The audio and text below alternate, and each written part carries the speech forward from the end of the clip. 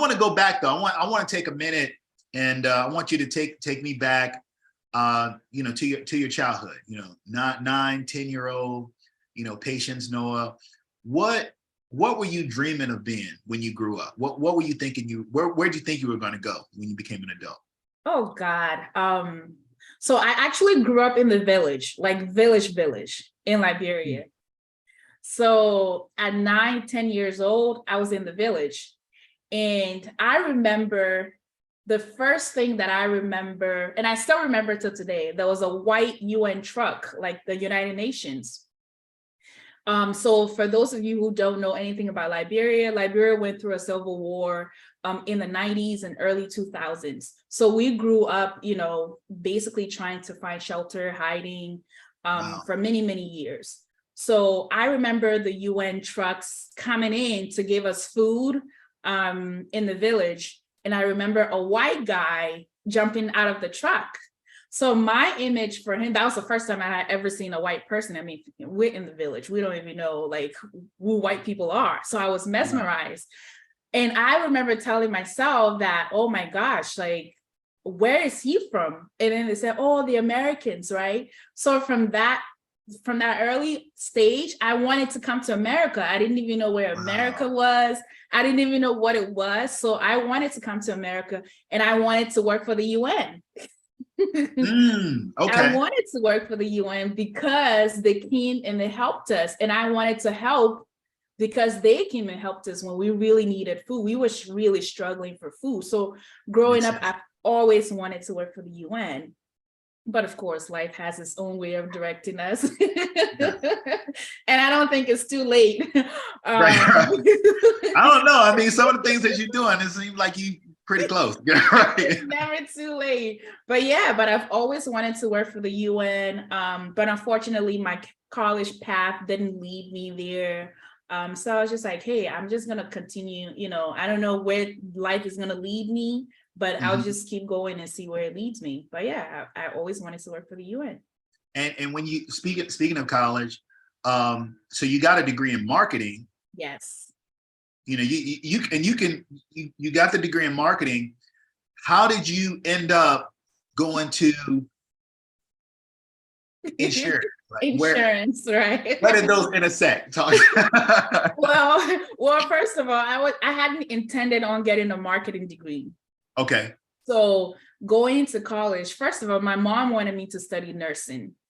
So for many immigrants out there, they want their children to study nursing because that's the quickest way, you know, that's how you make money. And they feel like there's always a need for nurses, right?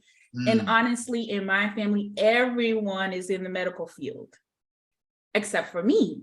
So I remember my mom was like, wow, in America, you have to study nursing because that's how you're going to be successful. You're not American. So there's really like nothing else. So I was like, no, like nursing is not the only way to be successful in America. I was very rebellious, by the way. So I was like, no, I don't want to go do nursing. I hated the smell of medicine. And I remember like after high school, like the summer after high school, I did like a job at a nursing home. And I was literally there for like a few hours and I quit. I just hated the smell of anything that had to do with nursing, because I think now that I think about it, is because I felt like nursing took my mom away from me because she worked as a CNA and she was always working. So I felt like, why would I want to do something that's taking my mother away from me? I don't want to be away from my children.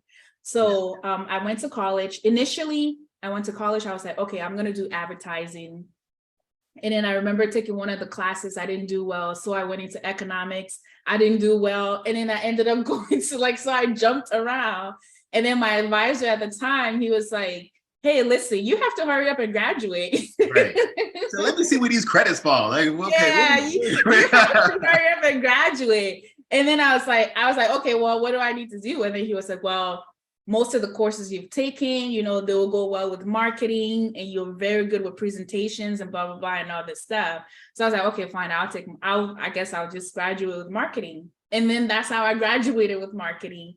And then when I graduated, I couldn't find a job in marketing. And then I spoke to a mentor of mine at the time. He was like, well, why don't you do insurance? I think you'll be great with insurance. And then again, I didn't know what insurance was because at the time I just had no knowledge of what it was. So I got my first job in insurance sales at the time.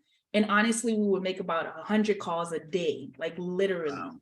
So for some reason, I liked it. A lot of people hated Yeah. it and it quit after 2 weeks, but I like the competition side of it, you know? Yeah, yeah. So I just It's stuck good with it. now. I mean, yeah, it's like, and I'm sure it's serving you well now, you know? Yeah, exactly. It's serving me well, you know, and I really love insurance. And it's really hard for people to believe when I say that. I love what I do, right? There's just so many things about what I do, about what I do that I find rewarding. And a lot of Absolutely. people don't see that, but I really love what I do. Yeah. I mean, you're still helping people. So, I mean, you're still Exactly. following through on that vision that you had as a child. Okay. So you started out, you're working for this company, you're making 100 calls a day, Mhm. and which you enjoy, by the way. Mhm. And what so what was the next step for you there? So the next step for me, I did some research and then I discovered like the different aspects, like the different areas of insurance. There was always something at the back of my mind that wanted to have my own business at some point down the line, right? So I always had that. So I went to a vocational high school and I studied cosmetology. So I wanted to be a hairdresser, but then that didn't work out too well after I did someone's feet and I really didn't like it. I really didn't like the person's feet. And I was like, am I going to be doing One bad bunion, that's all it took. am I going to be doing feet for the rest of my life? So I was like, okay, fine. I'm just going to go to college. But I just always knew at the back of my mind, I was going to open the business. I just didn't know what type of business it was going to be. So while I was in insurance, I was studying and I knew that, you know, you can have your own insurance agency, but of course you need to have some level of experience. So once I realized that, I decided to sort of move around in the industry. At the time, I didn't know I was being strategic, but now in retrospect, I was being strategic. Mm-hmm. So I went about getting a job in customer service. I went about getting a job in commercial lines, like I said, and then I went about getting a job at a brokerage, a really large brokerage in Connecticut. And then by the time I worked at that brokerage towards the end of my years there, I was like, okay, I think I'm ready to open an insurance agency, but I need to know like what goes on behind, like what happens on the carrier side, right? Mm-hmm. That's how I ended up getting a job as a marketing rep. So being a marketing rep, right? It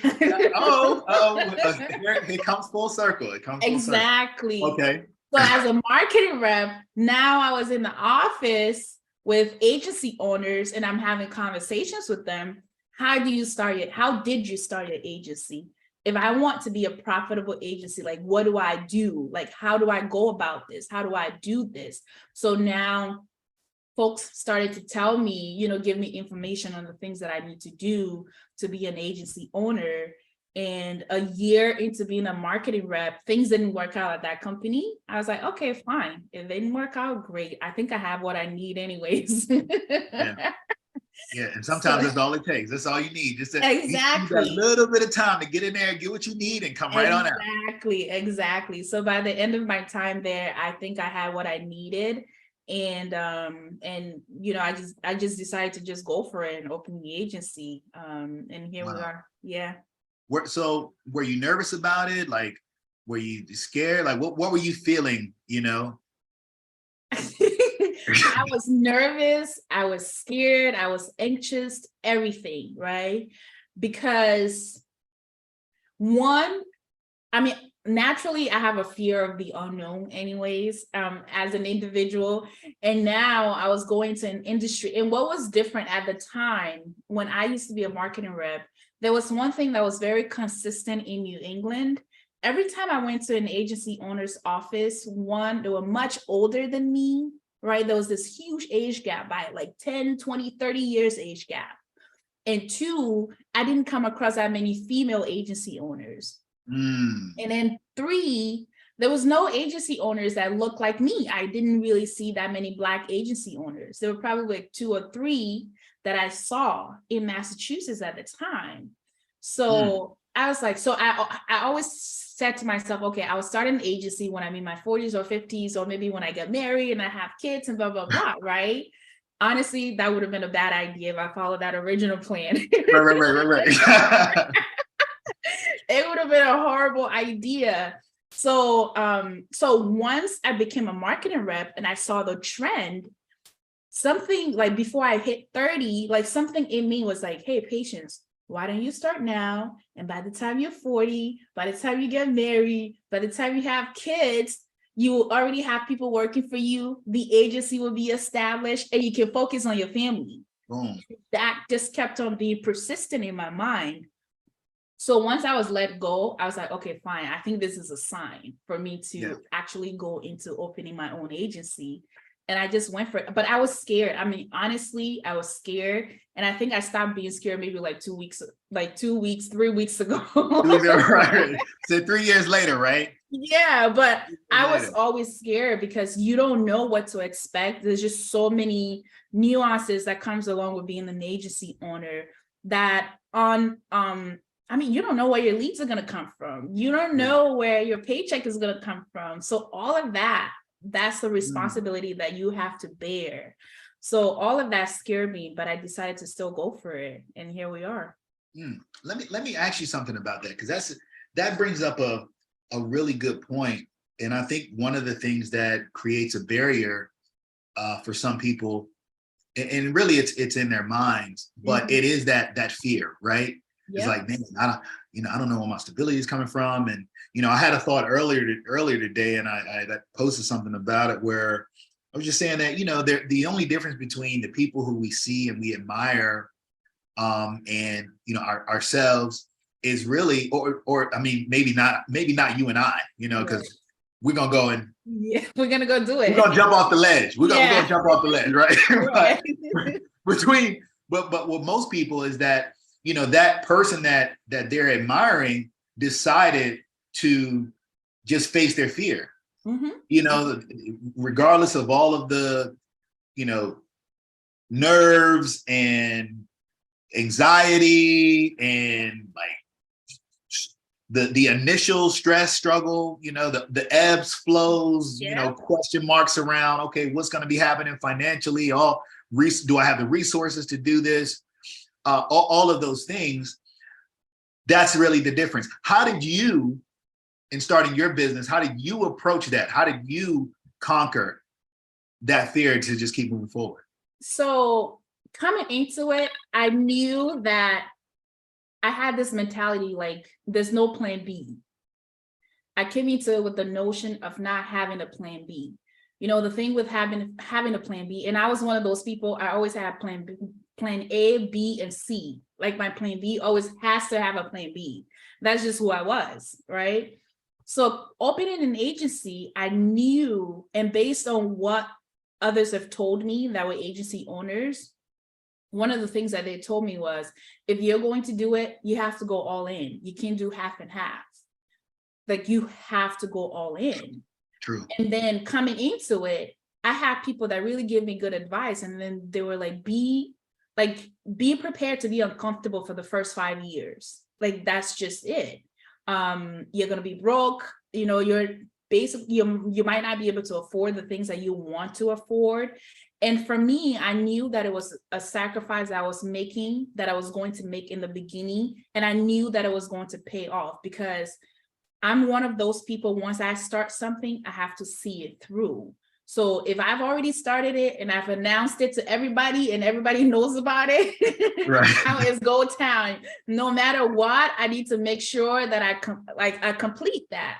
Absolutely. So with that being said, all the nerves were there, and I think it's still there. It doesn't go away, right? And I think that's what we need to understand in life. The reason why it's there is because you don't know what the next step is, right? But as you figure your way out through being an agency owner, those nerves sort of like dissipate as you figure out your way through, throughout the journey. And Right. in the beginning, I was afraid because one, you're not seeing people who look like you. Two, I'm not from a family that have a business background to say, okay, well, this is normal business behavior and this is not normal business behavior, right? But Right. I wanted to learn. Like, one thing about me, I love to learn. I love to figure it out. So those are the things that just kept me going. Like, when it got difficult, I'm like, okay, patience, you've already started it. You got to see through. You don't know who's watching. You got to keep going. Plus, it's only a matter of time. And honestly, I sit down and I tell myself, like, I literally talk to myself as if it's someone else who's talking to me. Yeah. Like, girl, it's going to be okay. It's just a stressful day. Right. It's gonna be fine. You'll figure it out. There's a way. And every time I think about, okay, well, how do I get through this? I'm like, okay, well, someone has done it. There's been people who've had insurance agencies for 30, 40 years. So that means there's an answer out there. Go ask someone, right? Go pick someone's brain. Go ask someone. Utilize your resources. And that's what has helped me. Absolutely. No, that's wonderful advice. That is wonderful advice. It made me think of two things that I've heard. One related to the industry, one since I've been in the industry, but not necessarily related to it. The first was, this is an industry where you'll be underpaid for the first 5 years and overpaid for the rest of your life. Yeah. That was something that I heard early on, that, hey, you're going to be underpaid for the first 5 years and overpaid for the rest of your life. And the second was Brian Tracy. It was a Brian Tracy quote. Talk to yourself, don't listen to yourself. Mm-hmm. And that's what you're doing. Yeah. That's what you're doing. You're understanding what the sacrifice is going to be up front. And then you're reinforcing, that message to yourself, which is so important and so crucial. And I'm glad that you mentioned the time frame, because, there are people that, get into this industry and 2 weeks later, they're not rich. They're about to be. They think they're about to be rich. Oh, I have people who's like, oh my gosh, you're an insurance agency owner. You must be making money. I'm like, okay. Yeah, right. So it's coming, right? Right. I'm like, it's coming, but it's not here yet. But I'm working towards it. But exactly. But it really is, something that takes a large degree of just courage to do, and tenacity, and just a certain kind of temperament, Yeah.